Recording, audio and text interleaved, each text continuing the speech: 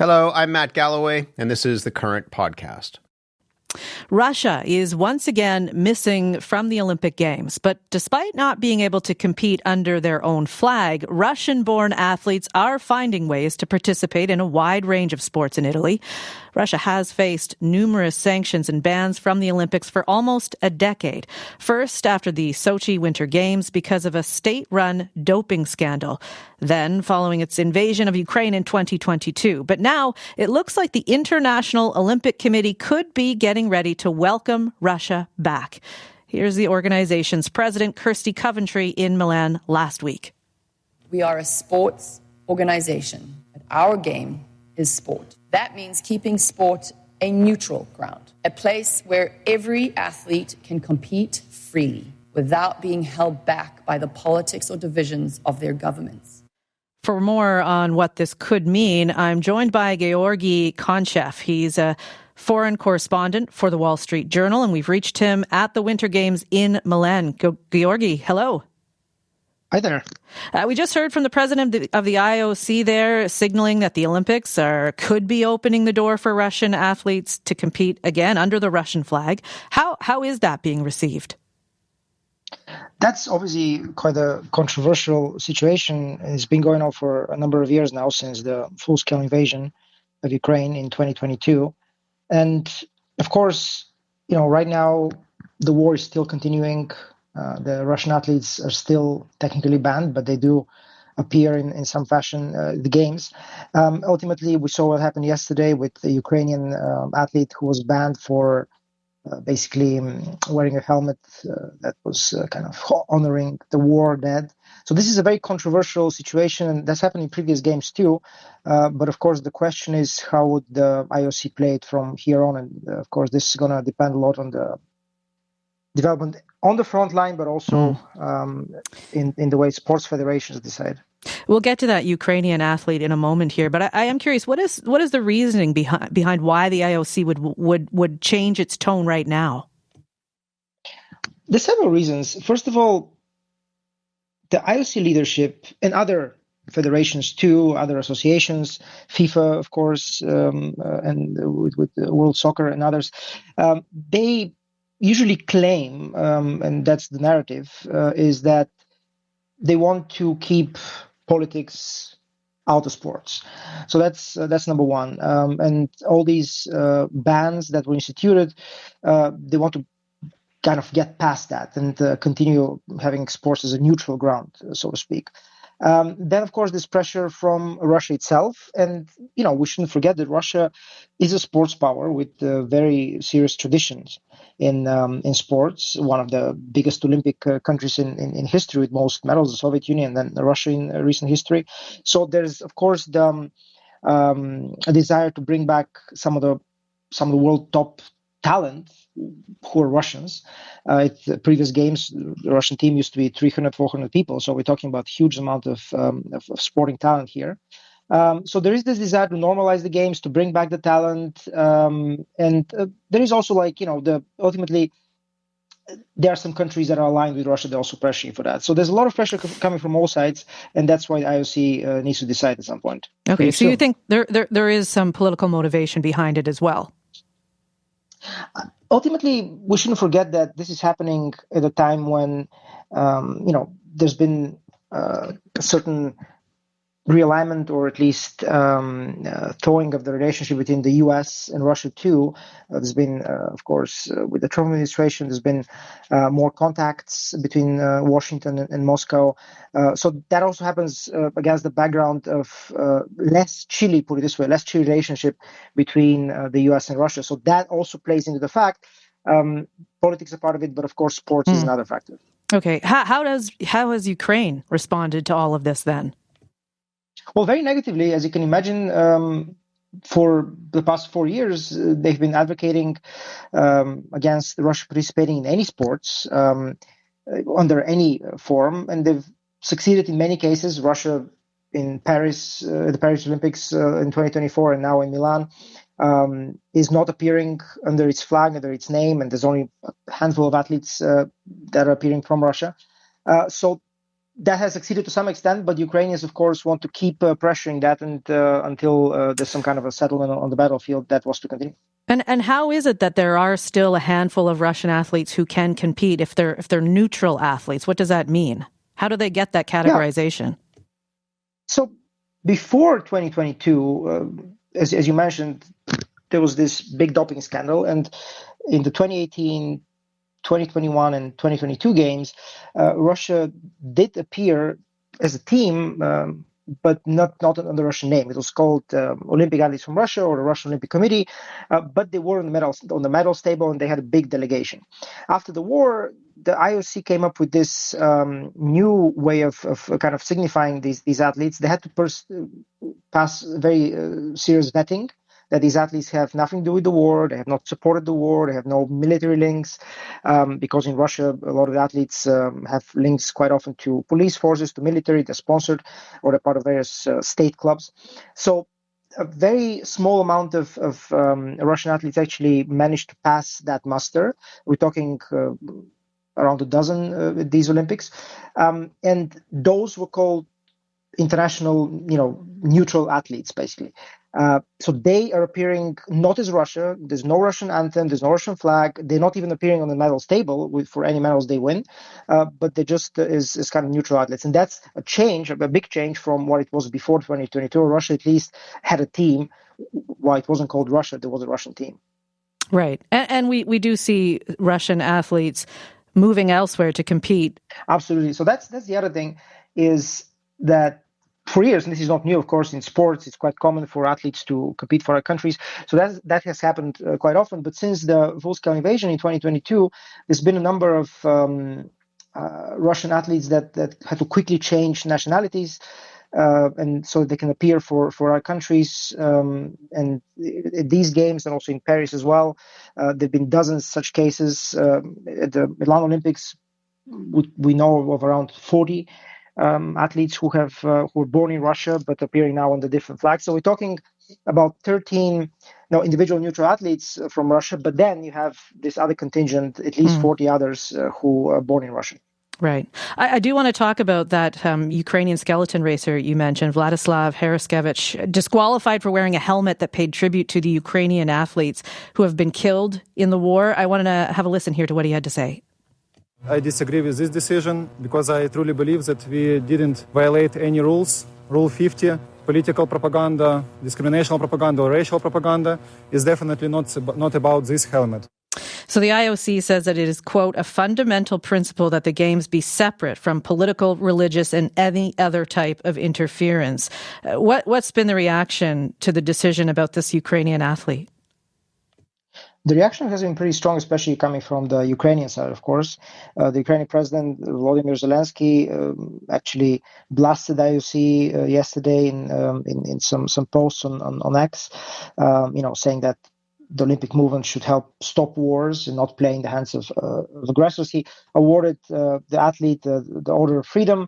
And crucially, Zelensky also said that since the beginning of the full-scale invasion, 660 Ukrainian athletes and coaches have been killed by Russia in the war. That's the numbers that Zelensky cited. So, of course, there's been also others piling in on X, kind of criticizing the decision, but the IOC has stood firm. The one thing they did do is they allowed the Ukrainian athlete to stay at the games, so he can have his accreditation and he can be here physically, but he cannot compete. Okay, Georgi, thank you very much for making time for us. Thank you. Georgi Kantchev is a reporter with the Wall Street Journal. Now, the International Olympics Committee isn't the only sports organization looking at lifting its ban on Russia. FIFA President Gianni Infantino made similar comments about soccer competitions in the last week. I think we have to look at it because this ban has not achieved anything. It has just created more frustration and hatred. And I feel that having girls and boys from Russia being able to play football games in other parts of Europe would help. We should actually never ban any country from playing football because of the acts of their political leaders. As these shifts in the sporting world start to take place, what's at stake for Russia? So to help us answer that question, I'm joined by Bruce Berglund. He's an historian of Russia and Europe and the author of the new book, The Moscow Playbook, How Russia Used, Abused, and Transformed Sports in the Hunt for Power. Bruce, good morning. Good morning, Rebecca. Why would the IOC and FIFA be interested in having Russia back? The IOC and FIFA have historically wanted Russia in the games despite years and decades in which Russia and before that the Soviet Union have broken the rules of international competition and then have deceived the governing bodies about their cheating, essentially. Yet, the governing bodies see it as essential to have Russia in the game. As Georgi said, Russia sends a lot of athletes to these competitions, but there's also the matter of, something I found in my research is the money that Russia contributes to these governing bodies, and it's not insignificant. So that's part of the equation as well. Is it a bigger piece of the pie per capita than other countries? I don't know about that in terms of the funding. The biggest contributor to the International Olympic Committee is the NBC network in the United States, the broadcast contracts that NBC makes to broadcast the Olympics in the U.S. But it's not an insignificant sum. Right. And in the interviews I did, I was struck that this is something that is important. I was thinking the answer was more in terms of politics, but the people I interviewed came back to money. Interesting. So do you think we could see Russian athletes competing under their own flag in the next games in 2028? Oh, I think that will definitely happen. Yeah, I think that will definitely be the case. I think if the war is still going on in Ukraine, there's already a sense of in media, in the world at large, in politics, right? This sense of the war as a everyday part of the background of international affairs. And as Georgi was saying, within the governing bodies, they want to normalize international sport, and that means bringing Russia back into the games. And how difficult is it to lift a ban? Is it just as simple as them signing on the dotted line and away they go? That's a good question, right? We have had that before of countries being banned. So Germany after World War II was banned. Of course, you had the ban against South Africa during the apartheid era. So yes, it will amount to that athletes will be invited. Again, there is the specific mechanics of qualifications within the different federations. But the sports federation, keep in mind, the International Olympic Committee works with the federations that govern the individual sports. And so each federation has its rules in terms of how to bring Russian athletes and bring Russian teams back into competition. I know you've written a lot about why the Olympics and these other international sporting events are so important to Russia, but why does Russia care so much about being involved in this? Yeah, that's a great question. This goes back to the Soviet Union. So the Soviet Union was first involved in the Olympics in 1952, and right from the start, the Olympics and international sport were a political project for Soviet leaders in Moscow. They wanted their athletes to go abroad and to win, to show the superiority of the Soviet system, of communism, and so forth. And now in the post-Soviet period, and especially under Vladimir Putin, there's still this political goal of sending Russian athletes abroad to demonstrate the strength of Russia, to demonstrate not only to international audiences, but also to domestic audiences, right? To show Russia is a strong, successful, affluent country. And to do this, they not only host events in Russia, but also send their athletes abroad to win.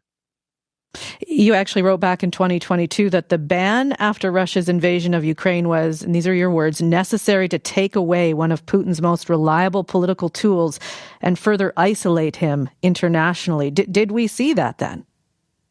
Yes, we do see that. So in looking at Russian media, it is interesting how, going back to the quote you played by Gianni Infantino, where he says the ban has accomplished nothing. The ban has accomplished something in Russia. In reading, especially the readers' comments on Russian sports sites, readers have this sense of, we're blocked from international sport. We, the Russians, are blocked from international sport because of the policies of our leaders. And they can't refer to Putin by name, of course. They use euphemisms like the management. It's because of the management we're in this situation.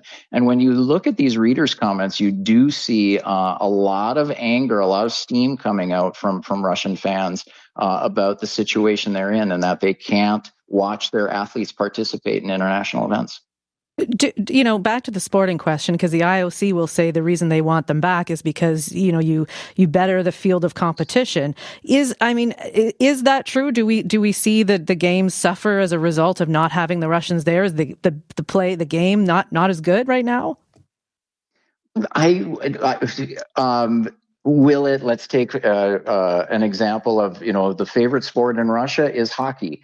Is the hockey tournament diminished by, is when we watch Canada play the United States or Canada play Sweden, are we thinking in the backs of our minds, well, this is really good hockey, but boy, I wish the Russians were here. That would make for a much better game. I would say no, it's not diminished. And to give an example, Georgi was talking about in 2018, you had this so-called Olympic athletes from Russia team that competed in the Olympics in South Korea. They won the gold medal.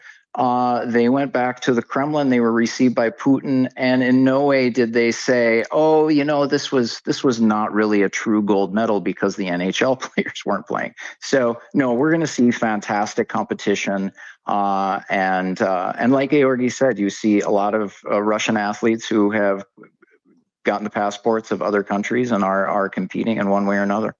We've heard from our other guests that behind the scenes, there are some political motivations of the IOC to bring back Russia. One of them, he suggested, was the Trump administration and the close ties between Russia and that administration. So is there sway happening behind the scenes where Russia is suggesting that they really need to be back and the IOC is buying into that? I don't think it's so much cooperation between the Russians and the Trump administration. What I've seen, the pattern, and I found this in my research for my book, the pattern that has taken place all the way from the 50s to today is Moscow puts pressure on the IOC, and any pushback from the IOC against the Russians is then countered with the charge that the IOC is being political. If there's anything that members of the IOC and really all of the governing bodies in Switzerland hate, it's being charged with the claim that they're political, that they're acting in some political way. And Moscow has just been they've just been very skilled in using the apolitical stance of the governing bodies, especially the IOC, using that as a weapon to defend themselves against any charges that, for instance, their athletes are doping or they're covering up doping. What about the athletes themselves, the ones who may still be competing, not under the Russian flag necessarily, but under the neutral zone that they're able to compete? What are we hearing from them about all of this conversation, or are they wading in at all? You don't typically hear athletes who are at the games presently, talking about the situation. There was there have been interviews with Russian athletes who talked about the situation they're in since the start of the invasion in 2022. There was a terrific interview that was done by a Russian journalist. It's on YouTube with two Russian tennis players. One is Andrei Rublev, the well-known, the top-ranked men's player, and he was training and living in Barcelona. And one of the questions that came up was, for himself, but especially for younger players, for teenage players who are coming up, they have to deal with the possibility that if they want a career in pro tennis, they're going to have to look at getting a passport for another country. And so this is, I would say, it's an awareness that especially young, talented Russian athletes have, that if they want to continue their careers and compete at the top level, they do have to look at where are they going to get their passport from.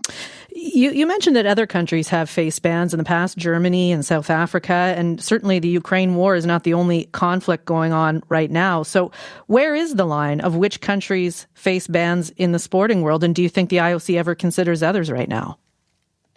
Yeah, that is a terrific question. No, the IOC does not like bans at all. The IOC does not like bans. So the present ban that came up after the start of the war in Ukraine, this is something that was really generated from athletes, in particular on the side of FIFA. It was the Polish national team, the Czech national football team, the Swedish national team, and their players told FIFA, we are not playing against Russia in the World Cup qualifiers. So this is not something that the IOC or FIFA wants, is any kind of bans. The big fear, and this is something that when I was doing research in the IOC archives, the big fear that IOC officials have, and you see this with other governing bodies, is they don't want a repeat of the 1980 boycott, when Canada, the United States, and some 60 other countries did not send athletes to the Summer Olympics in Moscow. The governing bodies see this as an absolute low point in the history of the Olympics and international sport, and they don't want anything like that again. And so if the IOC says they're trying to make the sport more neutral, and yet we have this Ukrainian, competitor wanting to wear a helmet, and we see sometimes athletes make certain signals or symbols from the podium, I mean, can we really separate sports and politics?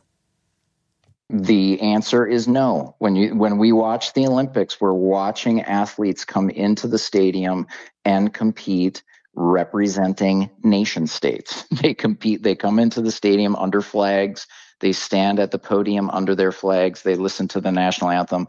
All of those are political symbols. So the very nature of how the Olympics is structured brings politics in. So, back to your question, where do you draw the line?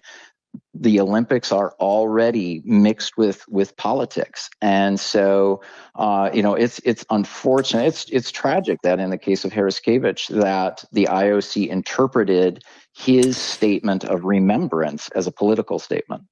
Okay. Bruce Berglund, we have to leave it there. Thank you for this. Thank you so much, Rebecca. Bruce Berglund is a historian of Russia and Europe and the author of the new book, The Moscow Playbook, How Russia Used, Abused, and Transformed Sports in the Hunt for Power. You've been listening to The Current Podcast. My name is Matt Galloway. Thanks for listening. I'll talk to you soon.